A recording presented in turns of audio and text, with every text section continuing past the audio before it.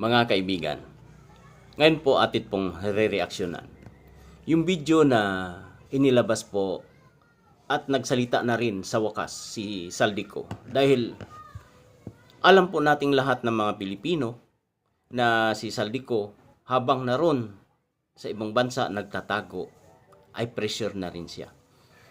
Dahil sa ayun nga ang sinabi niya na siya daw di po umano ay papatayin din.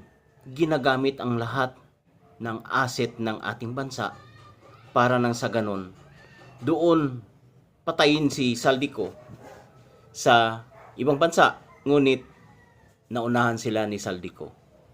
Dahil kung hindi pa si Saldico mapapatay ay ilalabas na po ang iba pang mga resibo, mga listahan na ibinibigay na pera kay Martin Romualdez at Bongbong Marcos, mga kaibigan. Ngayon po, bakit nagtatagpa si BBM ng ICC? Samantalang siya din pala mismo ang bantay sa lakay, mga kaibigan. Nakakatawa nga pinaikot po tayo ng taong ito dahil sa gusto niya, maligtas niya ang kanyang sarili, ang kanyang pamilya, pati na rin si Martin Romualdez, na kung saan ang mga prime author ng mga insertion at mga unprogram ay ibinalik sa Office of the President. At doon, si Marcos Jr. ang nakikinabang, mga kaibigan. Nakakalungkot isipin na tayo ay totoong sinisindikato. Sinisindikato tayo. Bakit kamo? Nung pasimula, siya mismo naglabas ng executive order na magtayo siya ng independent na mag-iimbestiga doon sa mga flood control project, mga kaibigan. Yung mga ghost project. Dahil ang gusto niya mangyari, mga kaibigan, na ang kanyang pamilya ay maligtas. Bakit ipapahamak naman siya ni Vince Dizon? Samantalang siya ang gumawa ng ICC at siya din ang naglagay kay Vince Dizon namumuno sa mga investigasyon, mga kaibigan. Kaya hindi pwedeng ilaglag siya ni Vince Dizon, mga kaibigan. Ngayon, siguro balik tayo kay Saldico. Si Saldico, natunugan niya na siguro na may masamang mangyayari sa kanya, pati ang pamilya niya, sa pamilya niya. Kaya yung tao napilitan na magsalita dahil sa alam niya, dahil sa Facebook, social media, at sa YouTube, na kung saan hindi ito makakaligtas kay Saldico kung saan man siya naroroon, sapagkat halos lahat kalaban na siya kalaban na siya, mga kaibigan. Hindi na siya yung pati si Marcos ginagawa na siyang panakipbutas. Pilit na pinapatago siya ni Marcos, pero ang nangyari habang pinapatago siya ni Marcos, mga kaibigan, ay ginagawa naman siyang panakipbutas ng korupsyon ni Martin Romualdez at ni Marcos. Ngayon, alam niya, nakakarating sa kanya dahil sa ating teknolohiya ngayon, katulad po nitong Facebook, ay madaling makarating kung saan man naroroon at nagtatago si Saldico. Kaya siguro ang tao, dahil sa sobrang presyo, tingnan nyo ang video na inilabas ni Saldico. Payat, manipis na ang mukha. Itong mamang ito ay hindi na ito nakakatulog dahil sa, siyempre, baka mamaya kung ano ang mangyari sa kanya doon sa kinalalagyan niya. Kaya tama lang ang ginawa ni dating Congressman Saldico na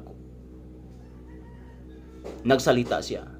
Sir, Saldico, kung naabot man ito sa iyo, sana po ay sabihin nyo na ng totoo sa mga Pilipino kung saan ka man naroroon, kahit hindi mo na sabihin kung saan ka, basta ilahad mo na sa buong Pilipinas, sa Pilipino, kung ano pa ang mga pinaggagawa ng magpipinsang ito sa ating bansa. Sapagkat dudurugin ka rin at dudurugin nila pati ang mga mahal mo sa buhay, pati ang butiki sa kisame ng bahay mo ay idadamay ng mga taong ito dahil napakagaling nila sa diversion tactics, at ngayon ikaw na mismo ang pinupulutan sa social media. Kaya sir, habang hindi pa huli ang lahat, habang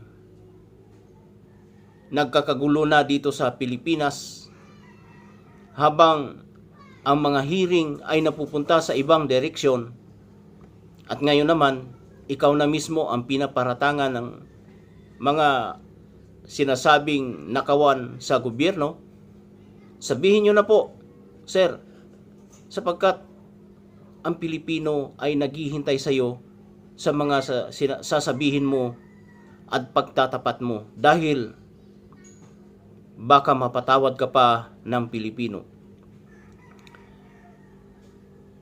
Mag-ingat ka dyan, sir, sa kinalalagyan mo. Huwag kang magtitiwala kanino man, maging sa mga security na nakapalibot sa iyo. Baka mamaya may hitman sa paligid mo at dyan na rin sa bakuran mo. Kaya mag-ingat ka, sir. Huwag kang magtitiwala sa mga kasama mo. Itong si BBM, mga kaibigan, gustong-gusto pala niya. Kaya pala gumastos.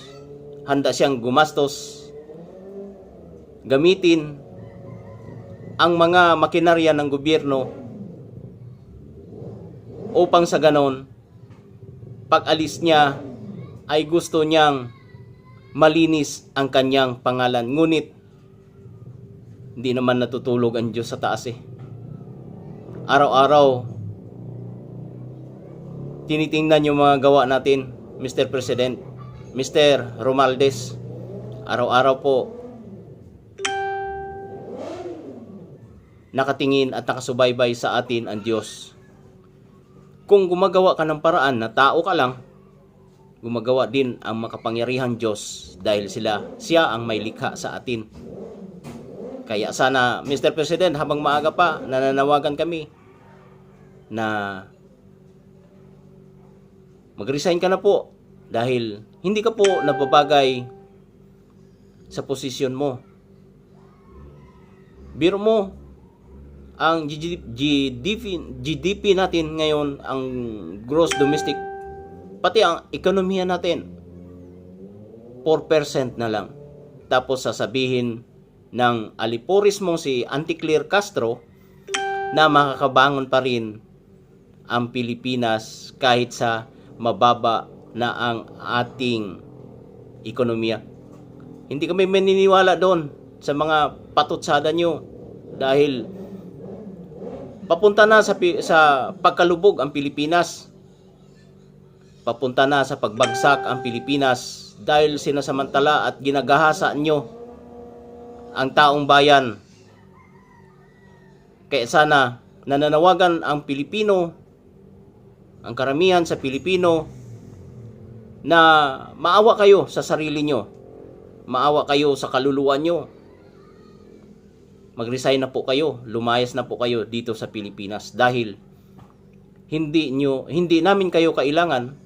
Minsan nyo na kaming nabudol, hindi na po pwede ang susunod pa. Kaya walang maniniwala sa iyo, Mr. President.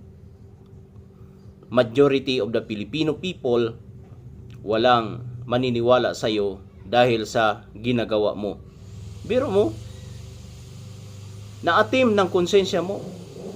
100 billion ang pumunta sa iyo. Yung unprogram, saan mo dinala yun? Ikaw pala ang may utos. ikaw pala ang may utos kay Saldico na dalhin o ilagay sa pangalan mo ang 100 billion, Mr. President, ang buwis na ibinabayad ni Juan at ni Juana de la Cruz. Mga kaibigan, kung hindi ka pa nakasubscribe sa aking channel, sana po pasubscribe. Maraming salamat po. Pagpalain pa po tayo ng Panginoon. At sana bukas o kamakalawa, pag gising natin, wala na si BBM, mga kaibigan. Salamat po.